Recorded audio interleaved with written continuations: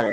যেরকম অফিস আদালতে যেরকম বস একটা কথা বললে সারা রাত ঘুম হয় না, আবার এরকম বস আছে যে তাদের নিজের স্বার্থকতাই বেশি দেখে। তার অধীনে যে আরো কর্মচারী আছে তাদের নিয়ে চিন্তাও করে না, তারা শুধু সেই কর্মচারীরা দিয়ে খাটায়, কাজ করায়, কিন্তু ওই কর্মচারীর যে অধিকার আছে, তার সুযোগ সুবিধা, তার ভালোগুলো খারাপ দিকগুলো সেই সমাধান করবে, কিন্তু সে শুধু কাজ করায়, কিন্তু এই কর্মচারীর সুযোগ সুবিধাগুলো সে দেয় না।